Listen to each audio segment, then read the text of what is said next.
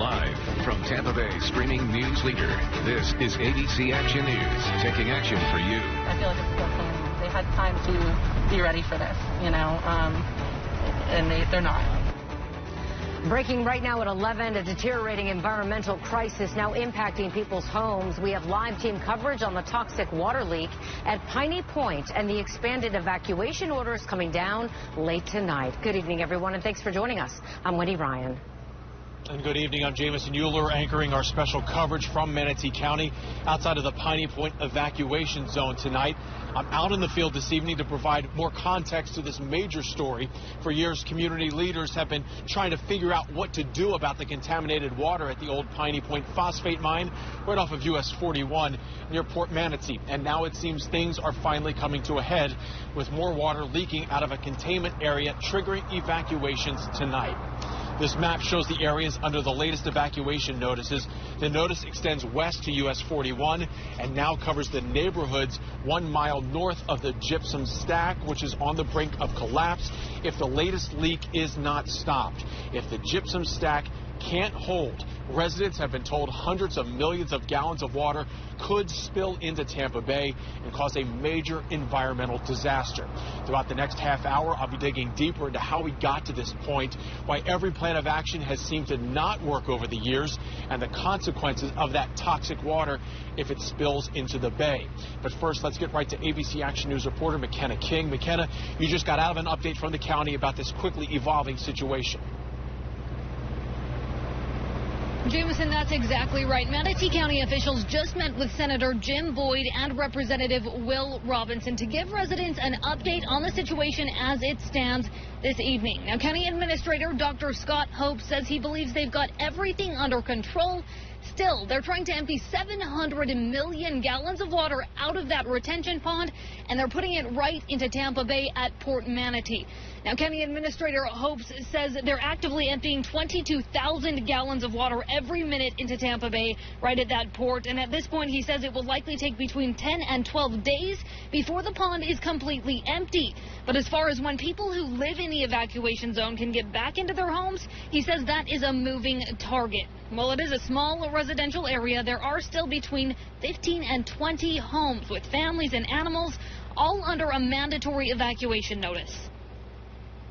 Goes into being a little nervous about the future.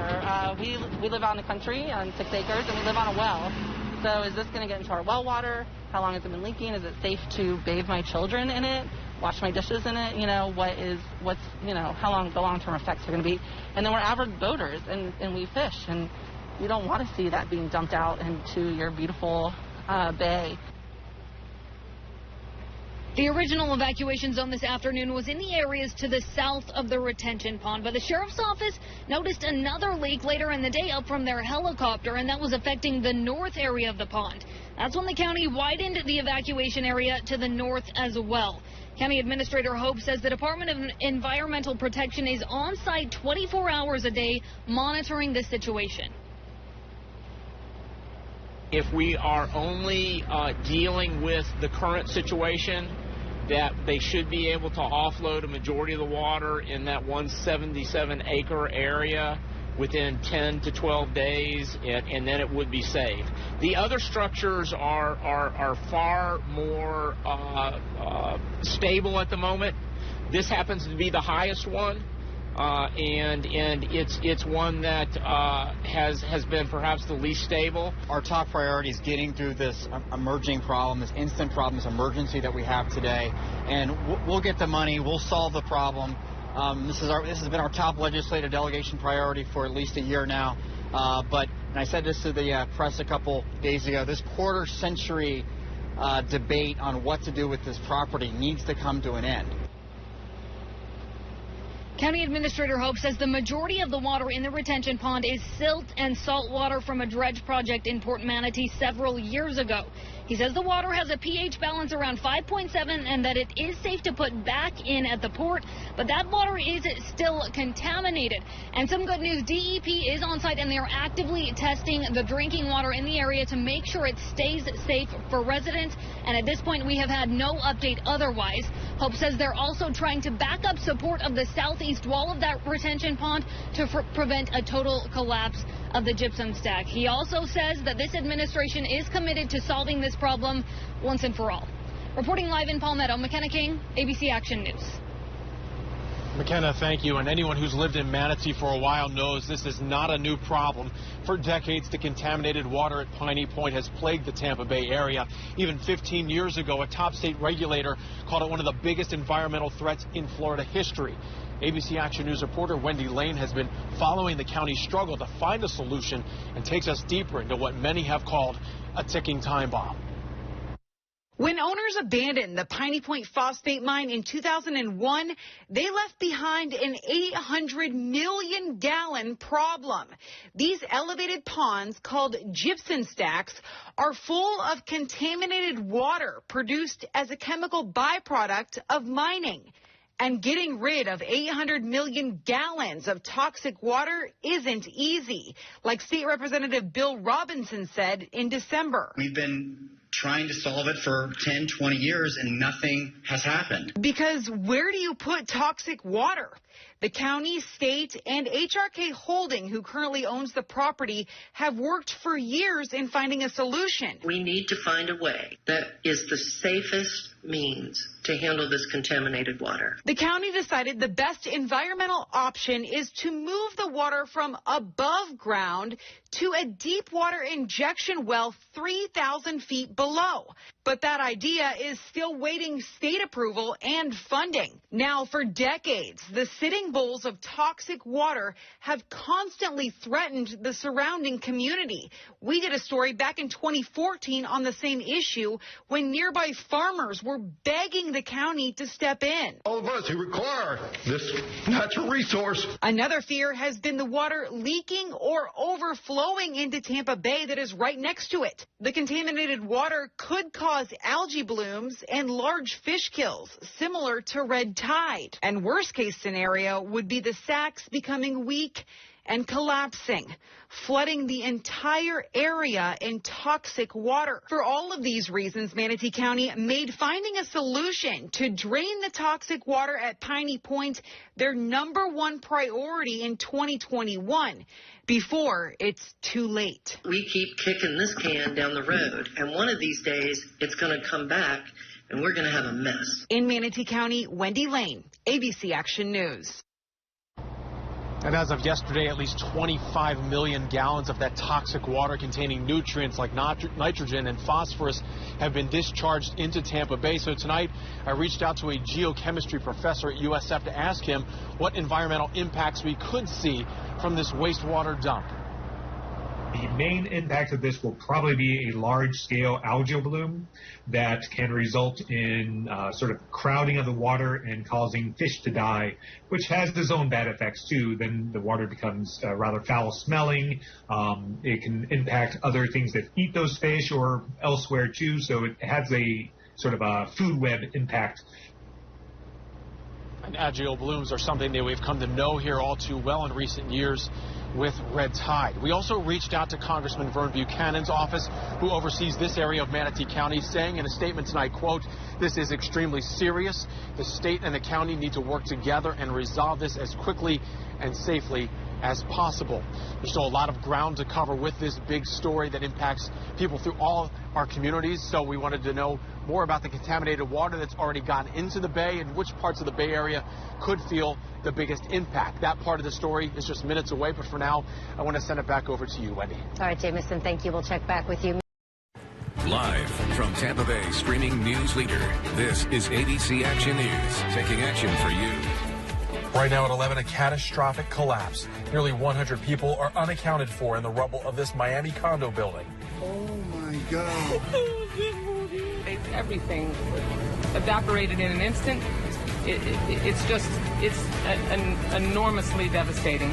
Determined first responders search for survivors as families wait for any word that their loved ones are alive.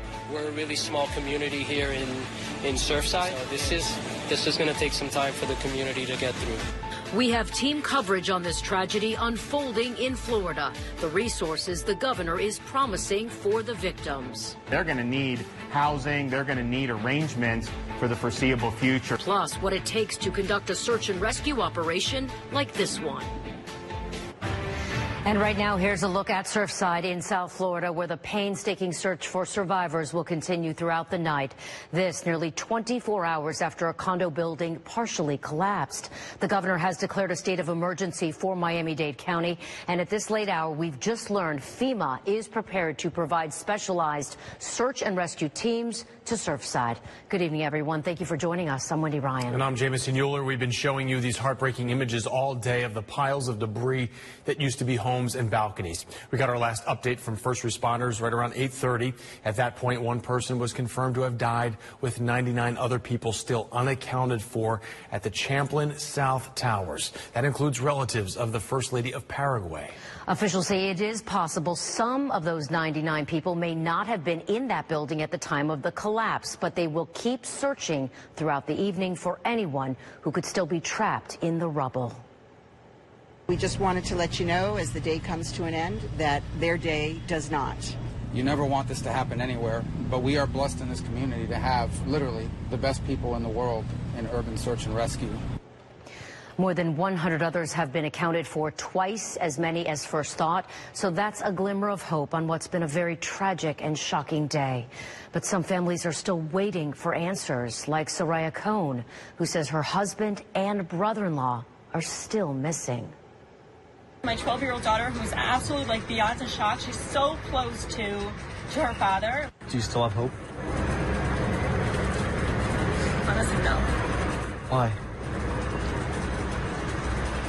Who's going to survive that rubble?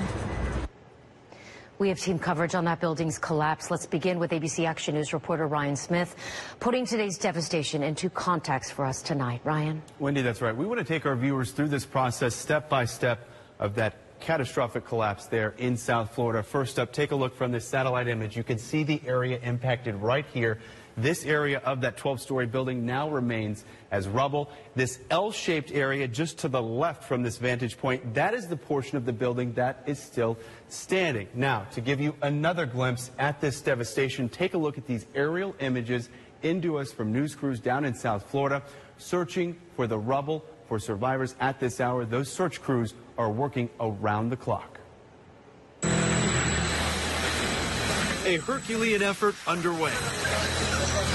These firefighters are working around the clock, tunneling through the rubble, looking for survivors, using sonar devices to detect any sign of life. They are so motivated to bring people out safely and restore them to their loved ones. The sudden partial collapse hit Thursday morning around 1:30 without warning. I thought the whole building was going to just collapse. Once we were in the cherry picker, a feeling of relief just came over me. Many witnesses stepped in, risking their own safety. Nicholas Balboa says he heard a boy call out for help. Then I saw an arm sticking out of the wreckage.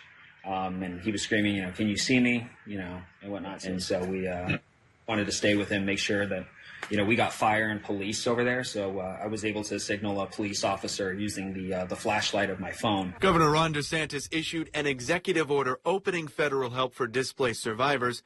In an interview with ABC Action News, he described the aftermath as one of the most traumatic he's ever seen. But just not knowing, because they're still going in and doing search and rescue. And so there was a lot of real, I think, sense of dread just with the families not having all the information. The governor and Miami-Dade County mayor tonight reiterating the priority right now is rescue and recovery, but both are vowing an investigation will soon take place, trying to figure out exactly what that cause was. Jamison? Ryan, thank you. We wanted to get some insight into what might have led up to this collapse. So we turn to Jonathan Moore. He's the president of Envision Advisors, a Tampa Bay company that oversees construction projects and also inspects buildings. He has not worked on the Champlain South Towers, but more speculated that any number of structural issues could have caused the collapse. For example, a crack in a support column. There was obviously a major failure in one of the key structural components of the building. Whether it was a concrete column or a concrete beam or steel, there could have been a crack that just aged, and eventually that crack got so big it could not support the loads. We do know that building is 40 years old, and it was scheduled to undergo a recertification process this year. Moore says building collapses like these are rare, but it's important to find out the reason this happened and how this may be prevented in the future. Video has been coming into our newsroom all day long of that partially collapsed condo building, and something we've noticed: first responders are bringing out search dogs to locate any survivors. ABC Action News reporter Julie Salomon got some more insight into how these search and rescues work. And Julie, Tampa has its own canine team that can help when there is a disaster. And Jameson, these teams train all the time. In fact, they just trained this morning. These dogs are intelligent and they work quickly to find missing people. Patron, a 5-year-old black lab, finds missing people trapped and buried in rubble. For the dog, it is a game of hide and go seek. In reality, he is saving lives. And everything from Hurricane Charlotte to Katrina, we've had dogs from Tampa Fire Rescue go to the World Trade Center. So we stay pretty active. Lieutenant Brian Smithy and his 5-year-old search dog Patron respond to natural disasters like hurricanes or earthquakes. They may also assist when a building collapses. Smithy is a firefighter paramedic with Tampa Fire Rescue. A video during a training exercise shows how Patron alerts his handler that he located a victim. And we'll send the dogs where it's not safe for us to go as firefighters and rescuers. And what they will do is they will go to the area of the highest concentration of scent, and so they have an active bark alert. Emergency crews are using search dogs to find survivors after that condominium building partially collapsed Thursday morning near Miami. So they'll run right past us because they realize that they can see us, and they will go to that area of, hey, here's that scent coming from something I'm not seeing. It's just a big game, hide and go seek, and they're taught that from the time that they're 10, 12 weeks old when we start training with them. And at this point, Tampa Fire Rescue has not been called to assist near Miami. Reporting live in Tampa, Julie Salmon, ABC Action News. Julie, thank you. And take one more look here at the search and rescue efforts in South Florida. Coming up in about 5 minutes, we'll have a report from our Scripps station in West Palm Beach. You're going to hear from families waiting for any good news about their loved ones who still may be trapped in that rubble. Live from Tampa Bay streaming news leader, this is ABC Action News, taking action for you. Right now at 11, a giant in our community gone too soon. The Bay Area and the Bucs remembering the legendary Vincent Jackson after news of his unexpected death. He was on and off the field, just a true pro's pro. I just feel like this is a loss we're going to feel for many years to come. The tributes pouring in for a man who was more than a football player, his legacy and the impact he'll leave on Tampa for years to come. We have team coverage just ahead on Vincent Jackson's life and his legacy of giving back to the Bay Area. Good evening, everyone, and thank you for joining us. I'm Wendy Ryan. And I'm Jamison Euler, but we begin at 11 with that strong line of storms. Let's bring in Chief Meteorologist Dennis Phillips. Dennis, what's the radar showing right now? More of that coming up in a couple of minutes. We'll see you shortly. Thank you, Dennis. Now to the news that sent shockwaves through Buccaneers fans tonight. The Tampa community mourning Vincent Jackson after his death in a Brandon hotel room. The former Bucs wide receiver was just 38 years old. Here's what we know at this point where the investigation stands. Hillsborough County deputies say that Jackson had checked into a hotel 1 month ago. His family filed a missing persons report on Thursday, so deputies went to the hotel on Friday to speak with him. They canceled that missing persons case after assessing his well-being, but then this morning a housekeeper found his body in his hotel room. We're told there were no apparent signs of trauma, but the medical examiner is trying to figure out exactly how Jackson died. And new tonight, Buccaneer fans are heartbroken, like so many, over Vincent Jackson's death. ABC Action News reporter Haley Bull kicks off our team coverage. She's speaking with Bucs Nation about the special memories they cherish. There's no shortage of stories from fans tonight about the lasting impact Vincent Jackson has had, whether it was a brief meeting or following his legacy on and off this field. Vincent Jackson holding a special place in the hearts of Buccaneers fans. He was one of our top players, just a stand-up person. Everybody respected him. A giant on and off the field.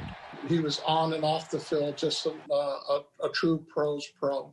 Ernie Withers started attending Bucs games in 1976. But through all those seasons, Jackson provided a special moment for him and his grandson. Vincent Jackson was his first football jersey I ever bought him. And, it was just his favorite player. And Vincent Jackson has a special place in our family because of that. The memories are easy to come by for fans. Of his actions, that said it all. But he was just such a nice, cordial, soft-spoken guy, a leader. Larry Gasparino recalls watching him at training camp. He would stay after training camp practice and sign every little kid's autograph that was waiting in line. He wouldn't leave. He was such a great guy. Those encounters stood out then and stand out now. I actually got a picture with him, me and my son, my oldest son. And, but he was always super nice guy. And, always had time for us fans. Fans tonight heartbroken over his loss, holding on to the lasting impact Jackson has left behind. It's nice for, players are that big on the field, but they're an even bigger, influence off it. In Tampa, Haley Bull, ABC Action News. This loss is such a shock also to Jackson's former Buccaneer teammates. Mike Evans, who Jackson mentored, called Jackson his big bro and said he hopes Jackson is, quote, resting in paradise. Cameron Braid, who played with Jackson for 3 seasons, says Jackson was a great teammate and player, but an even better person. Jackson was a dominating presence on the football field, 3 Pro Bowls, and remains the 4th-ranked receiver in Buccaneers history. Sports anchor Kyle Berger shows us how Jackson left his mark after his 5 seasons on the team. We've all heard about how big of a heart Vincent Jackson had off the field, but he was just as good on the field. Jackson played 12 seasons in the NFL. He was a 3-time Pro Bowl wide receiver who signed with the Buccaneers in 2012 as a free agent from the Chargers. He was team captain and one of the most respected players in the franchise's history. One of his memorable Bucs moments in his first season against Carolina, he caught a 24-yard touchdown pass from Josh Freeman, and then the pair hooked up again to tie the game with a 2-point conversion, leading Tampa Bay to the overtime win. He finished his career with 57 touchdowns. In that 2012 season, Jackson led the league with 19.2 yards per reception. V-Jax, an impact player on and off the field. In Tampa, Kyle Berger, ABC Action News. And even after his retirement, Vincent Jackson called Tampa home and devoted himself to making an impact on our community. ABC Action News reporter Ryan Smith with how Jackson gave back. This is a player who fans cheered for both on and off the field.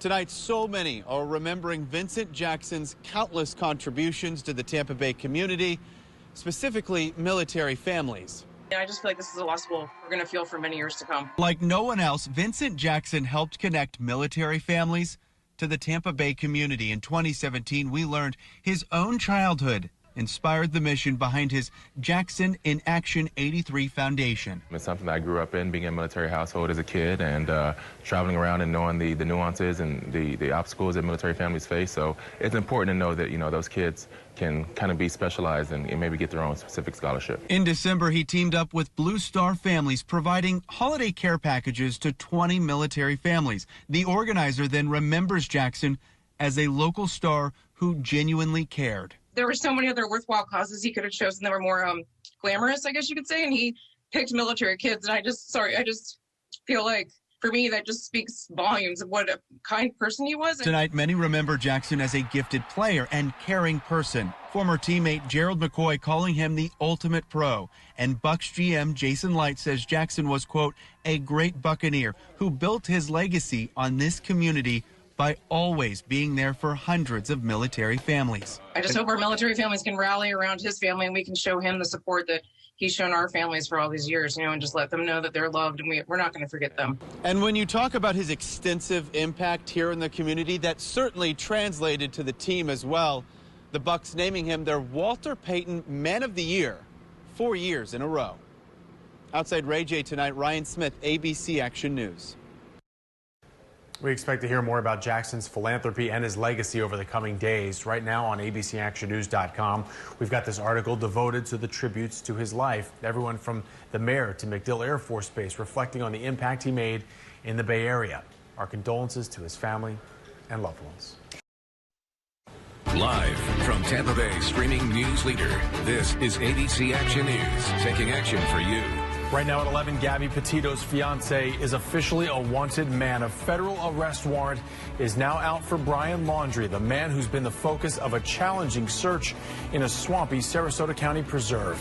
Our live team coverage on this rapidly developing story continues right now. Good evening. I'm Jamison Euler. And I'm Wendy Ryan. Thank you for joining us, everyone. Coming up, we have a look at the high-tech tools being used in that search, plus insight from an attorney about the new arrest warrant for Brian Laundrie. So let's start with that warrant, which has to do with Brian's actions after Gabby died.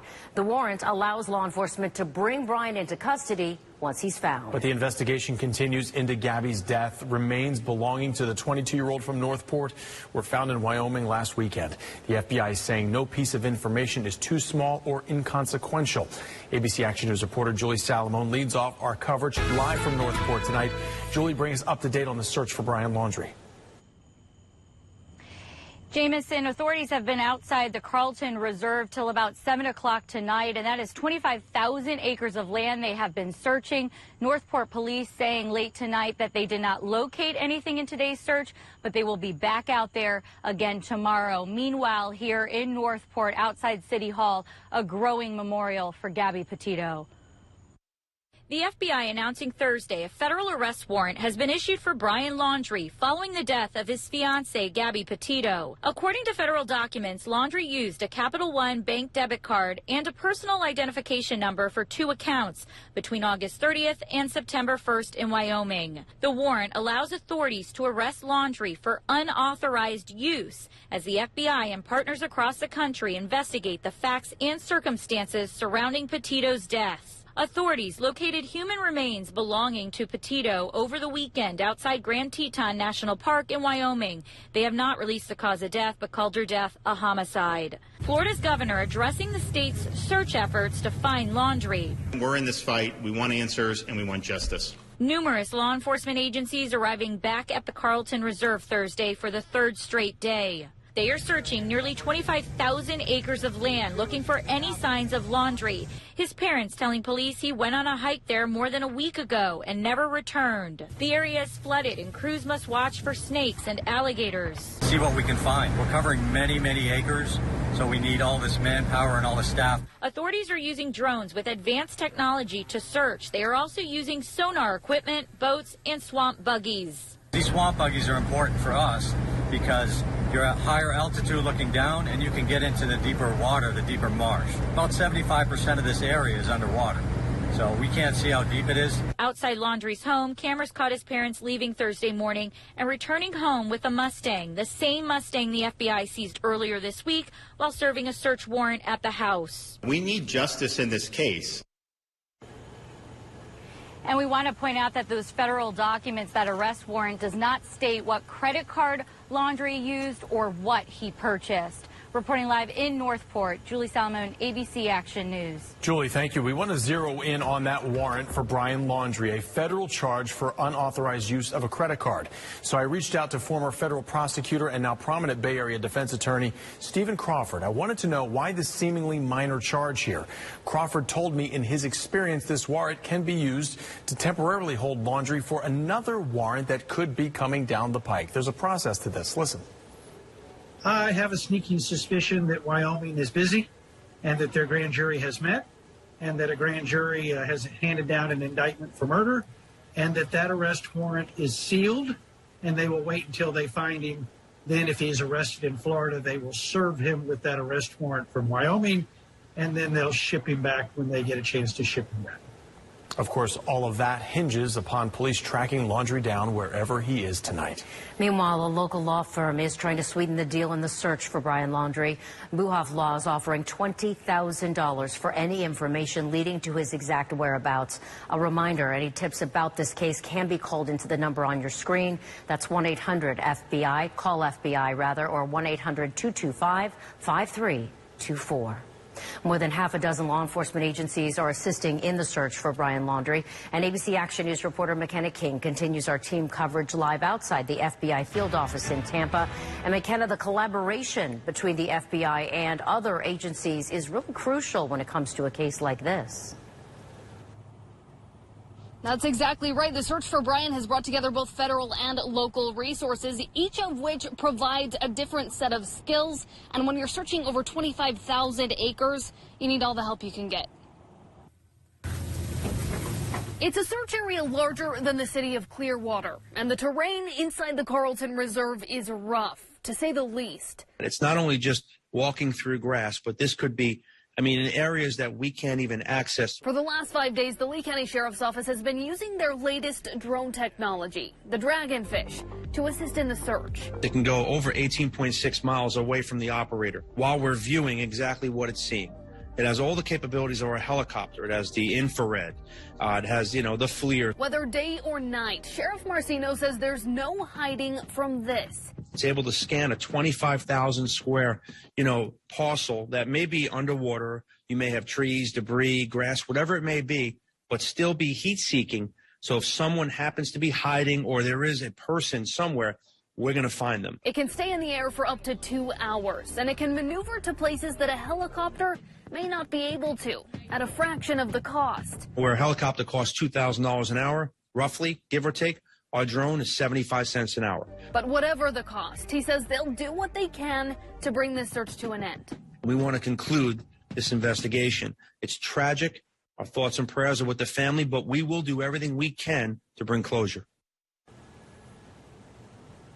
And Sheriff Marcino also tells me that the Lee County Sheriff's Office is the only agency that's assisting in this search that's able to provide a resource like this, proving how important it is that these agencies are able to work together.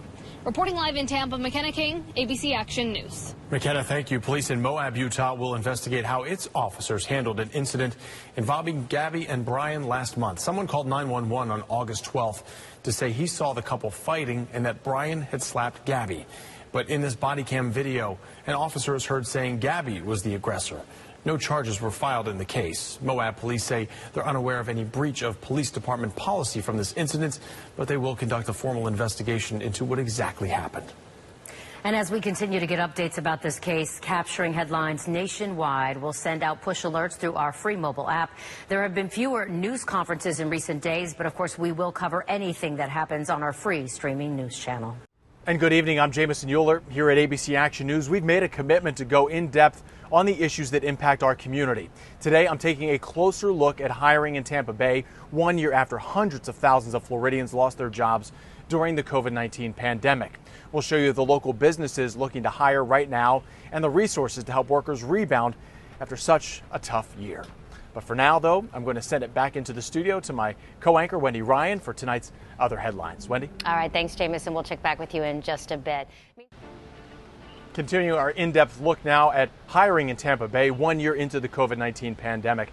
A recent report from the Department of Economic Opportunity revealed during the first 16 weeks of the pandemic, the Connect system here in Florida received over 3 million new unemployment claims and over 600,000 continuing claims each week. With so many people left navigating what's next, I spent some time looking into the industries that are on the rebound, offering new opportunities to job seekers of all ages. First, with tourism picking back up in the state, the hospitality industry is in desperate need for workers again. The Florida Restaurant and Lodging Association tells us prior to the pandemic, this industry employed 1.5 million people here in Florida. But last March, nearly 2/3 of those workers had been furloughed or laid off. Now that industry is starting to recover. There are a lot of jobs out there, but restaurants and hotels have had a tough time filling those positions. So recently, they tried something different last week. The Restaurant and Lodging Association set up this hiring event. They say traditional job fairs weren't bringing in the workers, so instead this event was structured like speed dating, with one person able to meet several companies in just a few minutes. We were able to come up with a different idea and create these resources that are all out in our community, everything from our colleges to Goodwill, Metropolitan Ministries, Catholic Charities, so many, that we were able to bring them out today to have them meet the industry, for they have individuals that would like to go to work. Over 60 local hotels and restaurants took part, and the feedback was so good, we're told there could be more hiring events just like this in the near future. In fact, check out the jobs board for the Tampa Bay Beaches Chamber of Commerce. Several beachfront businesses are looking for workers. A lot of them are. The president of the chamber recently told us she has yet to find a single business that isn't hiring, from Paso Grill all the way to Clearwater Beach. And with spring break underway and summer right around the corner, they cannot hire fast enough. The good news is a lot of these jobs don't require prior experience, and that's especially useful for high school and college students. If there's a young person in your life who's been looking for a job, here are some helpful tips from the career website called The Balance. First, this might seem contradictory, but consider volunteering for a little bit. It's a great way to add work experience to a resume. Also, check with the high school guidance counselor and your office there. They might be able to give you some resources that can help, like a bulletin board with job postings. And finally, give those social media pages a once-over. Make sure there's nothing on them that would make an employer reconsider hiring you. There's a lot of ground to cover here, so stick around. Coming up, I'll be profiling more local companies that are looking to hire new workers, plus some do's and don'ts for that all-important resume. Wendy? All right, thanks, Jameson. Live from Tampa Bay streaming news leader, this is ABC Action News, taking action for you. Right now at 11, a Super Bowl celebration that Tampa Bay won't soon forget. Oh, man. Oh, wow. The Bucs set sail for an all-out party on the waterfront. We're alongside the fans who say they wouldn't miss this parade of champions for the world. I've always dreamed about this since I was a little kid, just like seeing a Bucs victory. Tom Brady made my biggest dreams come true. Plus how the Bucs are continuing their victory lap well into the night. Hey, Tampa, we really appreciate y'all. We the best in the world. We fought all year. We stuck together. This is the greatest bond I've been a part of. And now we world champions. After playing host to a historic Super Bowl, the whole city of Tampa is still celebrating our Super Bowl champions. Good evening, everyone. I'm Jameson Euler. And I'm Wendy Ryan. Thank you for joining us. We were live with you all afternoon as the Buccaneers took to the Hillsborough River for a victory parade that was pure Tampa. And in case you were at work or couldn't make it out, we've got you covered with all of the big moments from today. This was one that has already gone viral. Super Bowl MVP Tom Brady chucking the Lombardi trophy from his boat to Cameron Brate in another boat. The trophy sailed over the river. Of course, he caught it. We're about to show this to you again from Brady's perspective. Listen closely. You can hear his daughter Vivian screaming at him not to do it.